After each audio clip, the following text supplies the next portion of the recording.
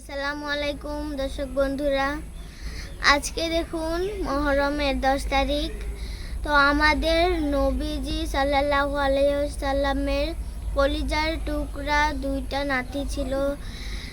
সে আজকের দিনটাতে শহীদ হয়েছিল। তো আজকের দিনটা খুবই দুঃখের দিন। যারা বুঝে তারা কলিজা ফেটে যায়, ফেটে দুই ভাগ হয়ে যায়। আজকের দিনটা মুহররমের শহীদ হয়েছিল। আর এইটা দিনটা খুবই কষ্টর দিন, একটা দুঃখ প্রকাশ করার দিন। আজকে আমাদের নবীজির ধ্বংস হয়ে গেল, কারণ শুধু পানির জন্য, এক ফোঁটা পানির জন্য তারা বেঁচে নেয়। কেমন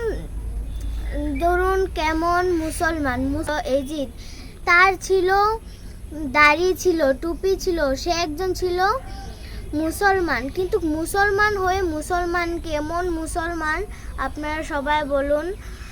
তো আমার কথা শুনে যদি ভালো লাগে তো অবশ্যই লাইক করবেন। আর আমাদের চোখের পানি ধরে রাখতে পারি না, আজকে মুহররমের দিনটাতে আমার চোখের পানি ধরে রাখতে পারি না। আমাদের কলিজা দুই ভাগ হয়ে যায়, টুকরা হয়ে যায়।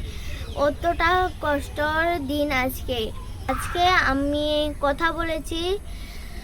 যদি আমার কথাগুলো শুনে ভালো লাগে অবশ্যই লাইক কমেন্ট শেয়ার করে দিবেন। আসসালামু আলাইকুম।